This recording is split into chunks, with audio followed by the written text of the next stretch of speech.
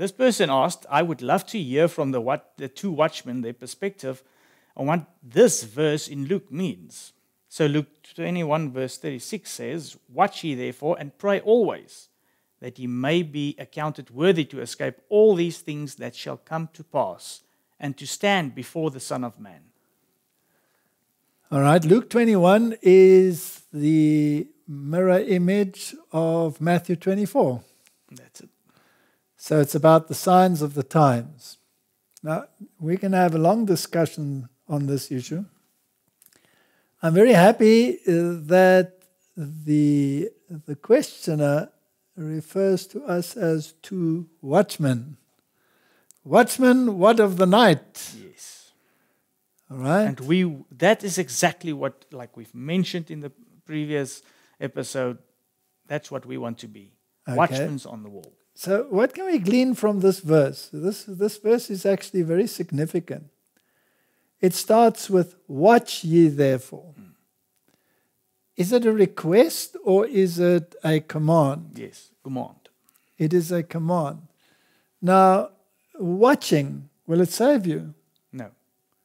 Can it put you in the right frame of mind? Yes. And then there has to come an action. All right, so people can become addicted to watching for signs, and there will be many that will label such people conspiracy theorists, right?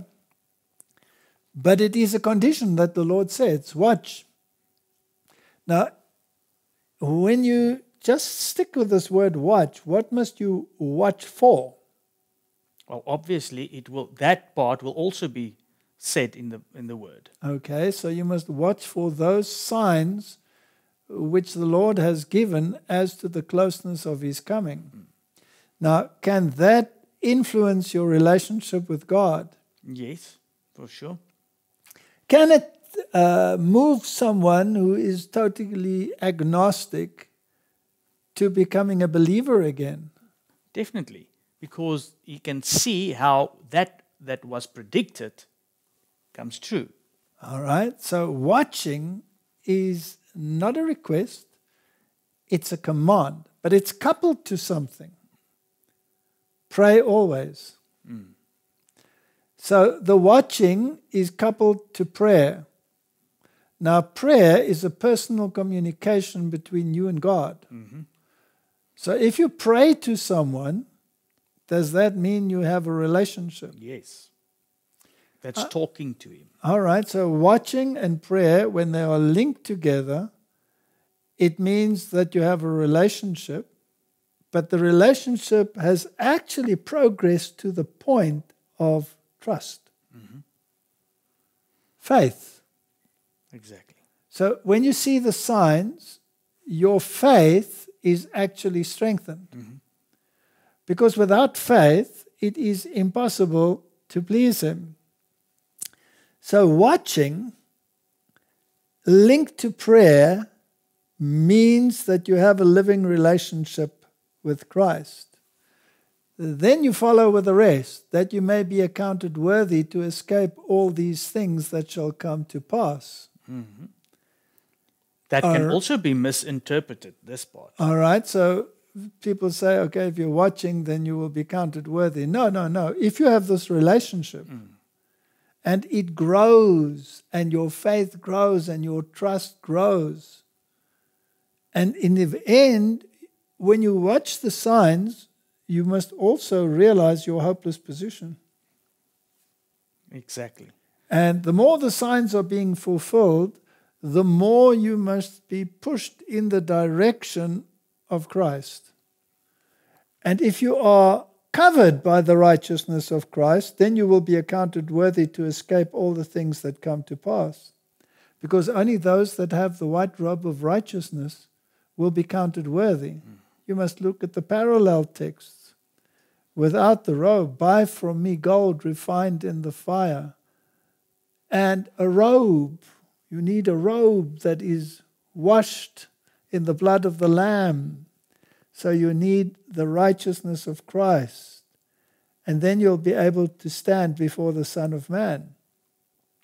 What happens to those that are not clothed with the righteousness of Christ?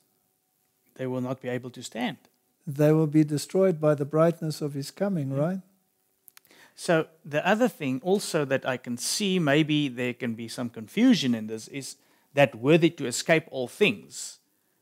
People might perceive that they will not have to go through anything in the end. No, because we have to enter heaven through much tribulation. And if we look at type and antitype, the Hebrews were very much in the world when the plagues fell. That was the type. So the antitype, the antitypical Israel, will also be in the world when the plagues fall. So we will be here in the time of trouble. But whether we stand or fail, it depends on our relationship with Christ and depends on whether we have appropriated the righteousness of Christ. That's it. You will not be part of the annihilation of the world. Yes, but it will often seem as though you will be engulfed by it. But the Lord will have a people that will be translated. Elijah is the guarantor of that, because he was translated without seeing death, and he's the representative of those that will be translated at the end without seeing death. So, Martin, watching the signs of the times is often criticized in the world today. It's called fear-mongering, but it is a condition. And you have to be a watchman. Now, what do we do when we record What's Up Profs and we look at the signs of the times? We are watching. That's it. We are watching to see if the things predicted in the Bible are coming to fruition. We're putting it all into perspective. All right, now what about those that criticize it? There's a verse in the Bible, Matthew 24, verse 48. But, and if that evil servant shall say in his heart, the Lord delayeth his coming, and he shall begin to smite his fellow servants and eat and drink with the drunken, the Lord of that servant will come in that day when he looketh not for him, and in an hour that he is not aware of. Jesus said, through his representatives, that we are not in darkness that that day should overtake us. Right? We should know. Yeah. Now, how can we know? If we watch. Watch. Exactly. So you're linking it, right? Now, this evil servant is a servant. So he's falling under the people that's actually watching. All right? He's God's servant. He is in the church. Yeah. But he's an evil servant. And he is saying, my Lord delayeth his coming. Why would he say that? Because he's not watching the signs. And if you watch the signs, you will say, whoa, the coming of the Lord is coming closer. So the evil servant is one that does not watch for the signs and is constantly criticizing those that watch for the signs and writing their little articles in their little magazines, criticizing those that watch for the signs of the times. Do we have them in the church? Yes. And they are also probably not ready for this. All right. So should we become discouraged because they are in the church? No. Even if they are in leadership position? No, because we have our marching orders. Watch. Those are higher marching orders than those that say stop watching. Exactly. It's nicely put. Okay. So what are these servants that do not watch and that say that this is fear-mongering? What will they start doing eventually if you keep on watching? Smite you. They will start smiting their fellow servants. Why would they smite them, Martin? Because they don't want to hear this message. Why don't they want to hear it? Because they are eating and drinking with the drunken. That's it. Now, who are the drunken, Martin? Those that are drunk with the wine of Babylon. So they are sitting in ecumenical councils and are beginning to see things in the same light as those that are drunk with the wine of Babylon. And they probably think that keeping Sunday for the sake of climate change is a pretty good idea because the planet is in dire straits in terms of climate change. That's exactly. They've never heard of HARP. They've never heard of chemtrails. They've never heard of any of these things. These are all conspiracy theories. So they start thinking like the world because they are sitting at the same table with those that have drunken from the wine of Babylon. And therefore, because keeping the Sunday will save a little bit of gasoline and end some pollution seems a pretty logical thing to do. So how can you possibly even think that that is a religious law? It's a purely secular law. It's fine to do it. I think they're not watching. No. They're not watching. And all the signs that we show of this happening is merely conspiracy. Conspiracy.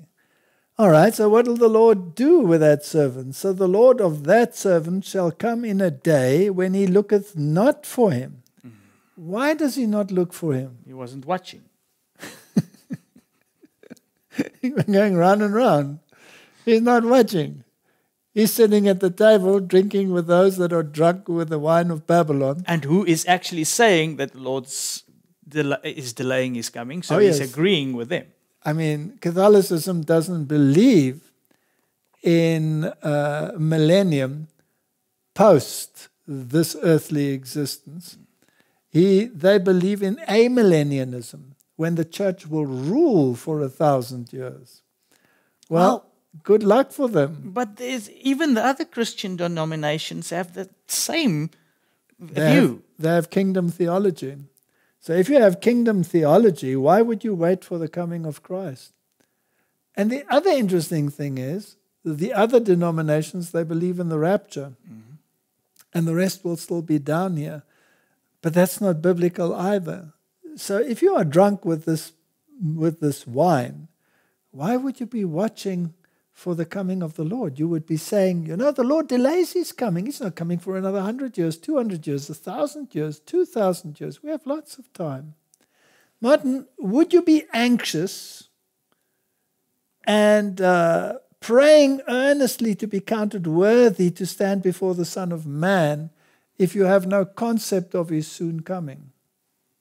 I can't see that you will. All right, now why would you want to call yourself an Adventist? What does Advent mean? Second coming, or the coming of the Lord. All right, that's the great hope, right?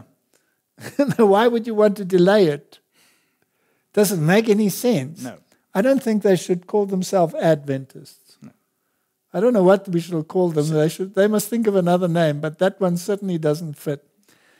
So the Lord of that servant shall come in a day when he looketh not for him, because he's not watching, in an hour that he is not aware of, because he wasn't watching. Yeah. The sad state is that there's a lot. If we take just the 10 virgins, the sleeping virgins, yes, we've got a parallel there as well with this. Can you be a happy-go-lucky general member in the church, not worrying about the coming of the Lord and carrying on? Yes, you can. Can you be a theologian in that same category? Yes, we have them all. But the bottom line is, watch. So let's take a quote from the Spirit of Prophecy, Counsels for the Church. The danger of thinking Christ's coming is delayed.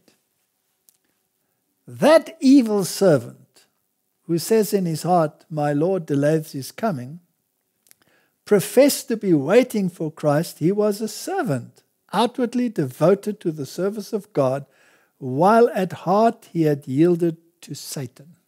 True. That's pretty strong language.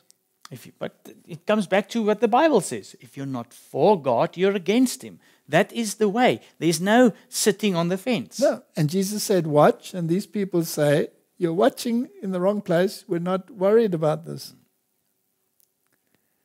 He does not, like the scoffer, openly deny the truth, but reveals in his life the sentiment of the heart that the Lord's coming is delayed. Presumption renders him careless of eternal interests. He accepts the world's maxims and conforms to its customs and practices. Now, Martin, I don't want to say too much, but have we experienced, even within our own ranks, a conformity to customs and practices of the world? Not only in terms of worship style, but also in terms of specific legislations that have been introduced in the world of late. Has there been coercion in particular directions? Why? Because you have accepted the world's maxims and conformed to its customs and practices.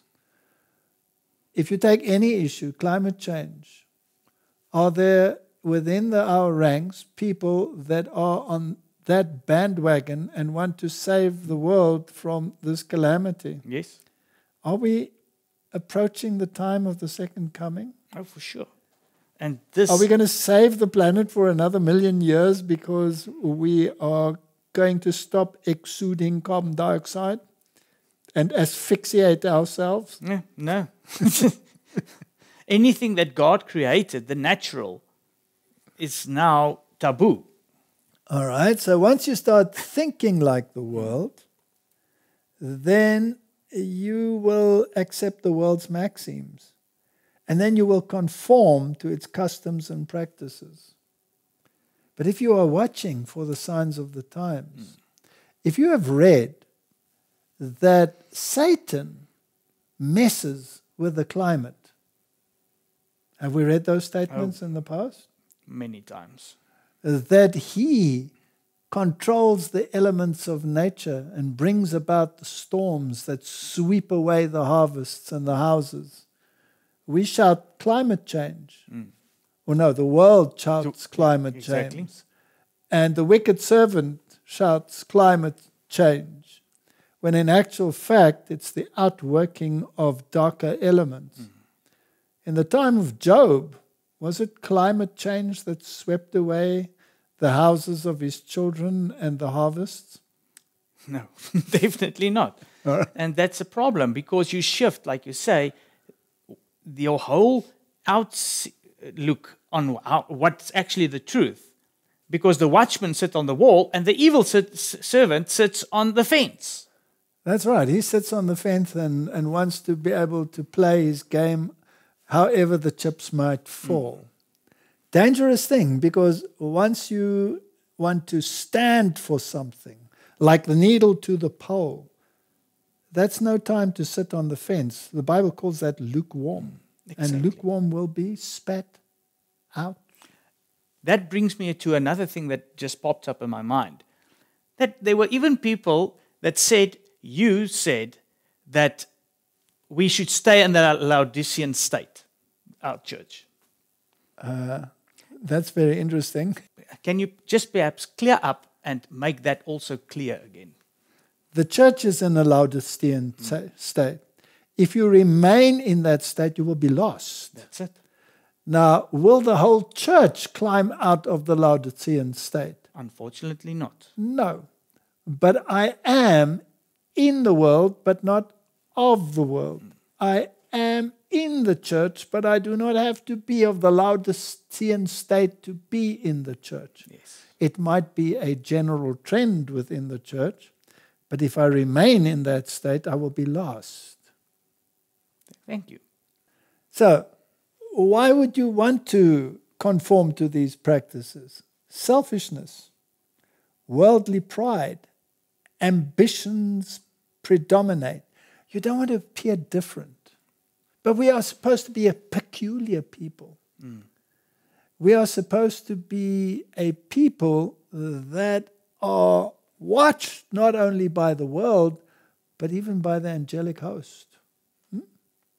We are a spectacle or a showcase to the universe. Correct. Fearing that his brethren might stand higher than himself, he begins to disparage their efforts and impugn their motives.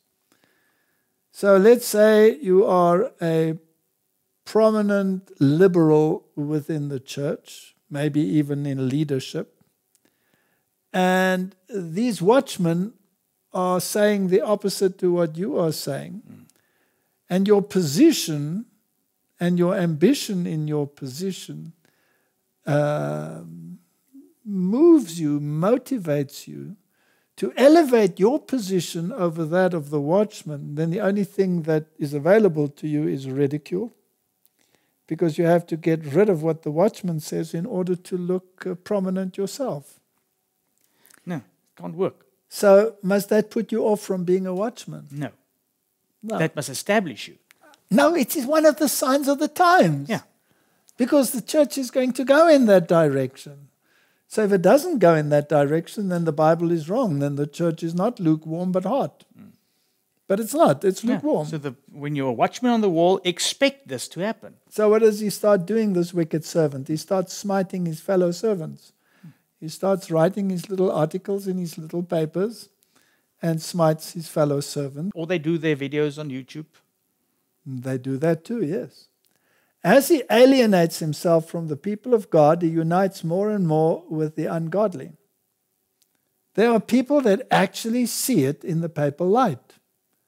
And when the papal system makes a move that appears right to them, they swallow the other morsels as well. He is found eating and drinking with the drunkard, joining with the worldlings, and partaking of their spirit. Thus he is lulled into a carnal security and overcomes by forgetfulness, indifference, and sloth.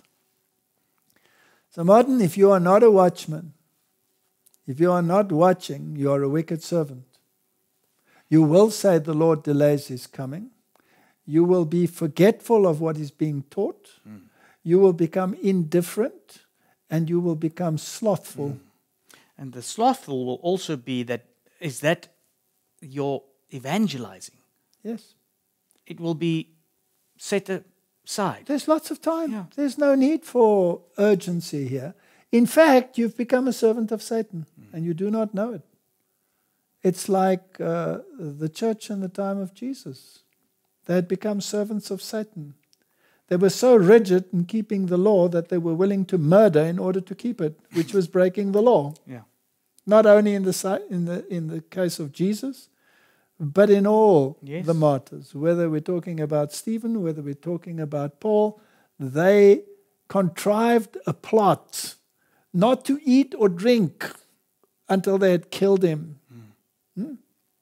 And they called that righteousness. That is sad. But unfortunately, that also applies to the end with us. Correct. They will think that they're doing God's service by getting rid of those that have been the watchmen.